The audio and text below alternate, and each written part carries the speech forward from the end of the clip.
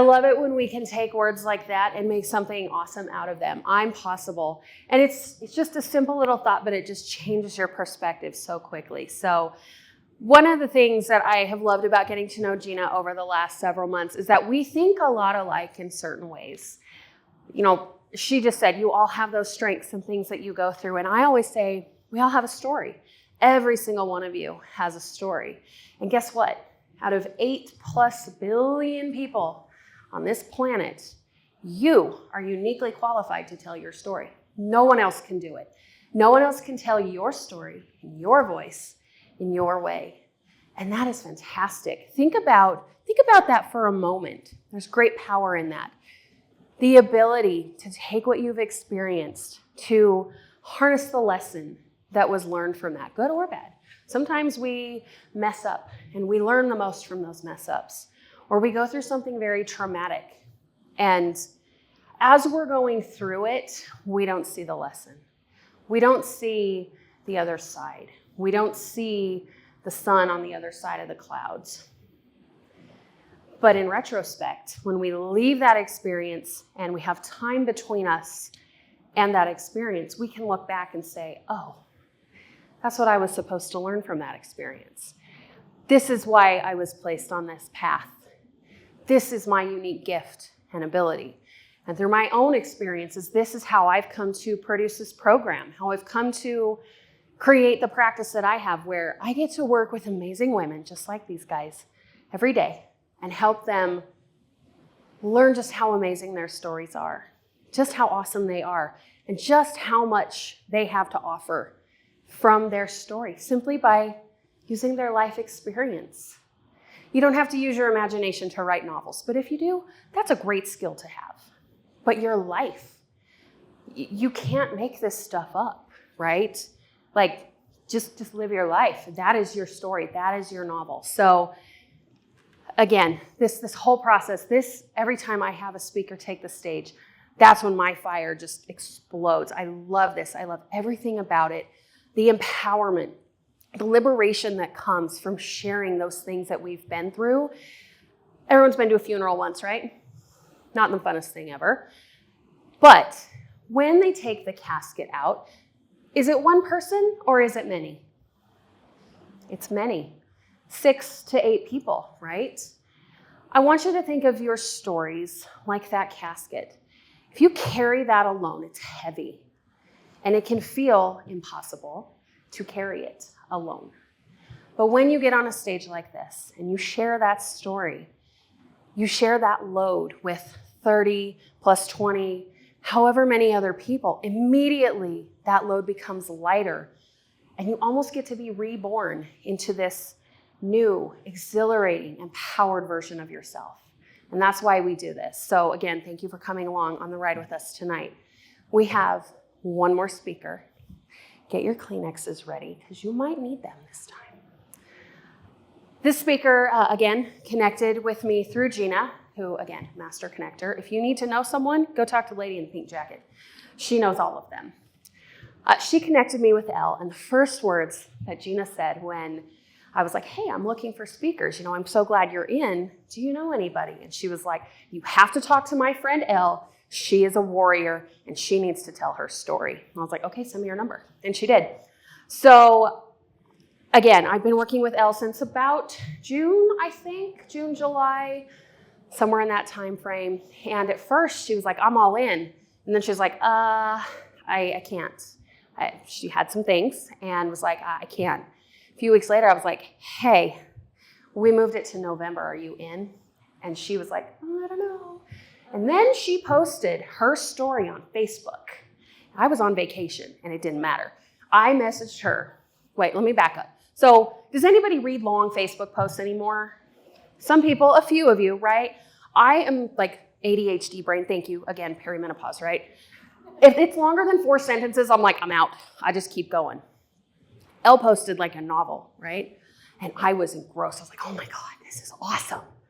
Not awesome in the fact that it was like an awesome story, but just the vulnerability that she was willing to share. So I'm on vacation and I'm scrolling Facebook at midnight and I come to this post and I immediately text her. I'm like, I'm sorry it's so late. This is your story. Are you in? you need to share this from my stage. And she was like, you know what, absolutely. So without further ado, please help me welcome Miss Elle Hersom to the stage. 17 years ago, I made a promise to break free from the chains of the hell that had bound me.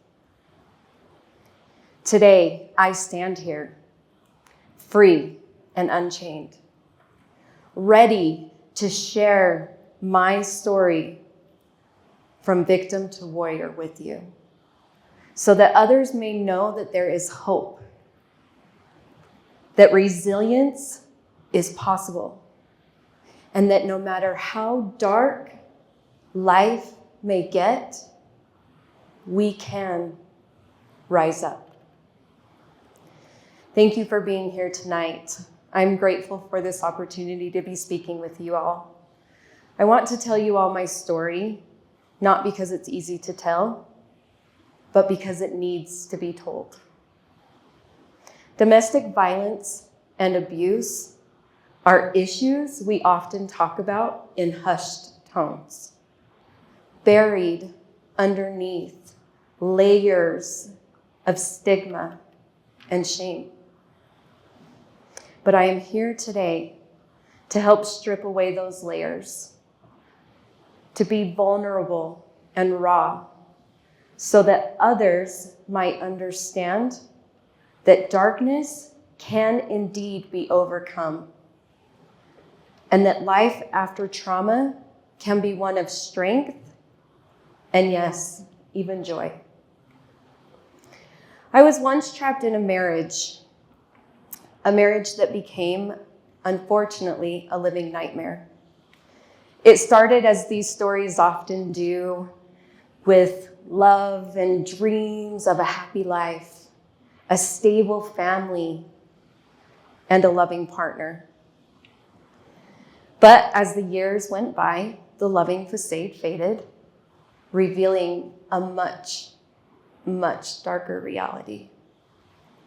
The man that I once thought would be my safe haven, my protector, turned into my prison warden, controlling everything I did, controlling everything I said. His words were sharp.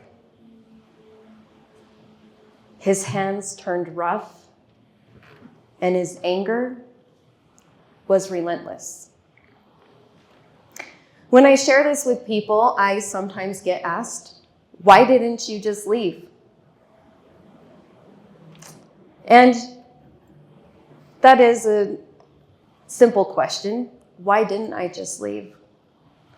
But the answer isn't simple, especially to those who haven't experienced intimate partner abuse. Why didn't I just leave? Believe it or not, I tried. I tried several times. The domestic violence hotline states, leaving is not easy. On average, it takes a victim 7 times to try to leave before staying away for good. I was blessed that it only took 5. Exiting an abusive relationship can be unsafe for the victims. Leaving, and not only that, but when you're in it, you become conditioned. You become brainwashed. You believe that somehow, some way, you are responsible for that rage. That you can't escape this twisted version of love, and that this is all you deserve. And each time you try to leave, the fear, the uncertainty, the threats, the memories of past threats, they just keep pulling you in, sucking you down like a big, dark hole. I knew, however, that this had to be the last time. I had been on this ride for far too long, and I was exhausted. I just couldn't do it anymore. But there were 2 things that kept me going, 2 things that kept me hoping, 2 things that kept me planning amongst all the darkness. Two things that eventually gave me the courage to break free. And that is my two amazing children. For them, I will be forever grateful. They have saved my life time and time again. At the time, they were so small, so full of innocence, so impressionable, and so incredibly observant, yet they were so vividly unaware of the daily hell that we were living in. I knew I had to protect them, to save them from growing up thinking that this is what love was. I didn't want my children growing up that way. So I had been meticulously planning and preparing for these exact days for weeks. About a week before my full plan was put into action, I began organizing the garage. I couldn't do the inside of the house yet because he would know. So I started organizing the garage. And how I would do this is I would start packing my things into boxes on the right side of the garage without labeling them. And then I would go to the left side and put his things in boxes on the left side of the garage without labeling them. And in the center, I still had the boxes that needed to be sorted through. When he asked me why I wasn't at work and what I was doing, I said I simply needed to use some accrued time off that I had or I was going to lose it, so I decided that I would organize the garage. He said, well, it's about time you did something useful. And he left it at that and went back inside. The night before my plan was to be executed finally arrived. And let me tell you that this was the longest, most terrifying night of my life. I knew that by sunrise, I'd have to execute this plan that I had been crafting and preparing. And as I laid there in bed that night, my heart was pounding, thump, thump, thump, thump, thump, thump, out of my chest, just rapidly beating, while I was pretending to sleep next to this man. Every fiber of my being screamed inside of me. I had fear and doubt and questions running through my head instead of sleep. Would he get up and go to work in the morning? Would my plan be successful? Would I really be able to get out for good? And would my children and I be safe? Were a few of those questions that ran through my head. You see, earlier that evening, I wasn't so sure that he was even going to get up and go to work in the morning. And if he didn't go to work in the morning, that meant this plan that I had put so much work into wouldn't happen. And I wouldn't be able to get my children and I out. Earlier that evening is when it happened in our relationship for the very last time. He came home from work and he cracked open a 24-ounce beer. Now, to put that into perspective, one soda can is 12 ounces. Two of those together, and he drank 10 to 12 24-ounce beers a night. This wasn't unusual for him. The kids were playing in his truck while I was trying to finalize the things in the garage so that the garage was completely done the next day. I blended in with the neighborhood. We lived in southern Utah in the red mountains of the desert, and it was mid-August afternoon. So there were several neighbors that were outside in their garages, cleaning, preparing their yards, getting kids ready for school, and doing the last-minute summer touch-ups. The kids were playing in the back of the truck. They were 2 and 4. Suddenly, he entered the garage where I was. I could sense his rage. I could see it on his face. He goes over to the right side of the garage, starts ripping open boxes and tearing everything out. Runs to the left side of the garage, starts ripping open boxes, tearing items out. My panic started to surge. I could sense that he was angry. Without speaking, He continued this cycle over and over again for a few minutes. Finally, he stopped and he screamed as loud as he could. "Are you leaving me? I know you're leaving. I'm not stupid." Instantly, I grabbed the cordless phone that was sitting nearby, preparing to call for help. And as soon as I grabbed it, he ripped it out of my hands and hurled it past my head, shattering it against the wall. Instantly, the kids stopped doing what they were doing and they froze in terror. I wondered what was going through their poor little minds. And then in a blur of violence, it happened. He punched my shoulder, he threw me against the wall, and he started to choke me. I prayed silently, hoping that any one of the neighbors would intervene. They were all watching, but nobody did, because it's none of their business, right? Why get involved? When he finally stopped, he went back inside, probably to crack open another beer. And I sat down to calm the kids who were now screaming and crying in terror.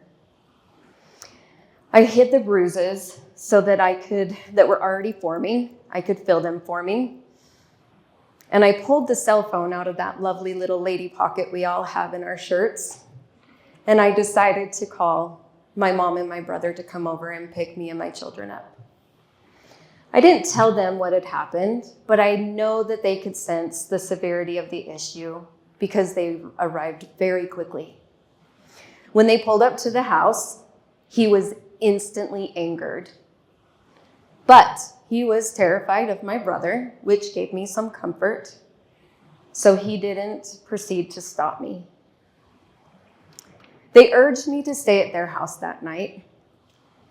However, I knew that if I didn't return back to the house that I called a home, that my plan would not be successful. As I went back into that house that was supposed to be our home that night, I put on one hell of an Oscar award-winning performance. I mean, come on, Lifetime Movie Network here I am, full script and all. You don't even have to write it. I'm the full package girl. I come full deal, just videotape it. I put on one hell of a performance. I played my part, apologizing to him, telling him that me and the children were not going anywhere, making him believe it, so much so that I even endured sleeping with him intimately one last time, leaving me feeling filthy and unwanted, but knowing that it was absolutely necessary. As he passed out that night, I laid awake, waiting for the morning and my chance to finally escape. Beep, beep, beep. At 5:30 in the morning, the alarm screamed at me to jump out of bed. It jolted my insides immediately into action. Breathe, just breathe, I kept telling myself. I had to keep my cool, pretending that it was any other morning, that it was normal. I had to fight the panic that surged within me. I knew that I had this one last chance and that I couldn't waste a single second. By 6 a.m., I heard the door shut behind him. And as I heard his loud truck roar up and leave the driveway, I instantly jumped out of bed and sprang into action. I started packing as much as I could before the kids woke up. Because let's be honest, with the 2 and 4-year-olds, you're not going to get much done once they're awake. Luckily, they were going to a friend's house for the day. But I started packing as much as I could before they woke up, grabbing the essentials and preparing them for the day that they had no idea would change our lives forever. I only had until 6 p.m. that night. He was working a 12-hour shift that day. And when he returned, I had to be gone. After a long day of packing with the help of my mom and a few good friends, I managed to move out just in the nick of time. A friend of mine that was a really good friend and knew this plan, she worked at the same place he did. And when he left for work that day, she called me and said, he's on his way home. That gave me the cue that I had exactly 15 minutes to get out of the house. I knew it was exactly 15 minutes because part of my preparation for this day was driving to and from his work on multiple different routes, any route that you could take to and from his work to our house. And the quickest, fastest route was exactly 15 minutes. I quickly threw the remaining kids' items out the top window, below the garage, to my friend who caught these items, threw them in our truck, heaping full of our belongings. And then, as I could hear his truck on the street behind us, I ran downstairs, jumped in the truck, and drove to a nearby cul-de-sac and hid. When he reached the house, another friend called me to tell me that he was inside and that it was safe to proceed my drive to my parents' house. So I went to my parents' house. Of course, moments later, my phone starts ringing off the hook, and I knew exactly who it was. I wasn't going to answer the phone, however, because I knew what he was calling about. And I knew that in just a few moments, he was going to be served with divorce papers and a restraining order, which was also part of my plan. And frankly, I didn't want to deal with his abuse anymore. I hadn't managed to pack all my things because all day long I had focused on essentials, the kids' stuff, and any important heirlooms or documents that were needed. So my belongings were left for last. As women, moms, we often do that. We worry about everybody else first. So I knew that I needed my clothing that was all at the house and all of my self-care items that were at the house. I waited for my brother to get home from work, and I asked him if he would accompany me to go over to the house to retrieve these items. We called a police escort to meet us over there because I knew he was going to be outraged. When we arrived, he was already waiting on the front lawn. 2 hours later, already drunk. And he was holding a gun that I didn't know he owned. I'm sure I'm the only one who could see it because he was holding it in such a way that just intimidated me. I knew you would be back, he sneered between his gritted teeth, and it sent an instant chill down my spine. Just as soon as he said that, the police officer pulled up, and he tucked the gun in his back pocket. I don't know if the police officer ever saw the gun. He never addressed it. But I know that if that officer wouldn't have been there that day, things would have ended up very differently for me and my children. I know without a shadow of a doubt that leaving was the best thing I ever did. But that day, I knew that that had to be the final time. I wouldn't have any more opportunities. For my safety, and more importantly, for my children's safety, I had to be done. That was the only time I called the police in all of our 5 years that we were physically married in the same home. I wish I had done it after every single act of abuse, but his threats to take away my children, his threats to hurt my family, his threats of what he would do to me if I did, kept me silent. Now I wish like hell that I would have called the police after every single incident. Looking back, I know now that I wasn't just packing our things that day. I was packing away my fears. I was packing away my doubts, and I was packing away my shame. I was preparing to leave behind not just a house, but a chapter of my life that was defined by pain and trauma. This wasn't simply about escape.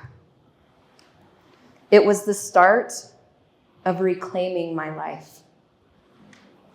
That day, as I left and as I closed the door for the last time, I felt a mixture of fear and exhilaration, while the questions from the night before started racing through my mind again. Was I really free? Would he really come after me? And would he make good on his threats? Questions that tormented me for years. But the small flicker of hope, the chance at a better life for me and my children, and the possibility of safety and freedom is what pushed me forward. In the days that followed, I struggled. I struggled a lot. The trauma didn't end the moment I closed that door. I carried it with me. I carried every bruise, every word, every moment of shame haunted me. I believed that what had happened to me was my fault. That if only I had been just a little quieter or a little more obedient or a little more perfect, maybe he wouldn't have been so aggressive. This thinking ate away at me.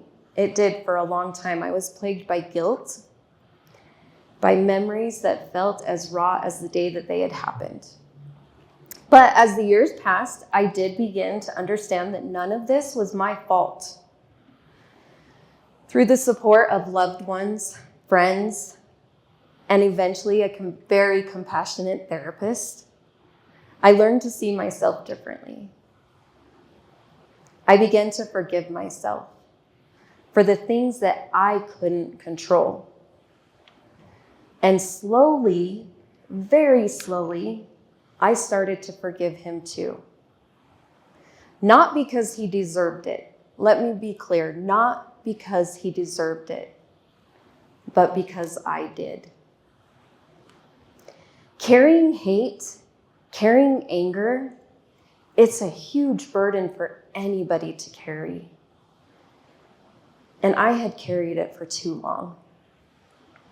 I realized that forgiveness was not a gift for him. It was liberation for me. After years of living in darkness, it was time to rediscover who I was. This was perhaps the most difficult part of my journey, believe it or not. Not only did I spend so long living in others' expectations, my family's, society's, my abusers, that I barely recognized myself.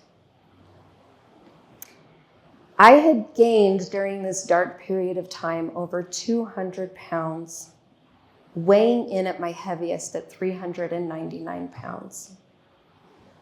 I was unhappy with who I was and what I had become. I had to learn to listen to my own voice, not that negative little nagging voice that tells you all those mean, nasty little things, but I had to learn to listen to that voice inside of me that loves me. I had to learn to trust my own instincts again. And more importantly, I had to learn to love myself again. I also had to confront my past. It's a past filled with memories that sometimes were difficult to relive. Growing up, I was surrounded by relationships that had their own struggles, wrestling with the kind of love that sometimes felt more like a duty than a joy. Relationships that have lasted and today are strong and loving, but they were models at the time of what I didn't want. These relationships have helped me realize that I had to create a new legacy for me and my children. I knew I had to break generational chains to teach my children that love isn't about control or power. It's about mutual respect, compassion, and freedom. As I built my new life, I found something that I never expected I would find during this journey: gratitude. I became grateful for the strength that I never even knew I had deep within me. I became grateful for the people who supported me along the way, who believed in me even when I couldn't believe in myself. I began to realize that in some strange way, all those scars made me stronger. I am who I am today, not in spite of those experiences, but because of them. One of the most powerful lessons I've learned in this journey of rediscovering myself is that forgiveness doesn't mean forgetting. It doesn't mean condoning what happened or pretending that it wasn't real. Forgiveness for me was about acceptance. I had to accept that the past couldn't be changed, but that the future could. Part of that acceptance was learning to forgive those that are close to me, those who have hurt me, and most importantly, myself. I had to learn to forgive myself. Those close relationships I experienced growing up, like so many others, did the best they could with what they knew how. I was loved growing up, very loved growing up. But these relationships had their own struggles. And I came to realize that holding on to resentment for the struggles that they had wouldn't serve me any purpose. Letting go of anger and hurt freed me. It freed me to move forward. It freed me to create the kind of life and family that I wanted. And today I can't imagine a life without these relationships and the role models that they have been for me in my adult years. Accepting myself was harder. For years, I believed I was broken, unworthy of love and unworthy of happiness. But as I healed, I began to see that my worth isn't determined by my past or by what anybody else thinks of me. I have worth simply because I exist.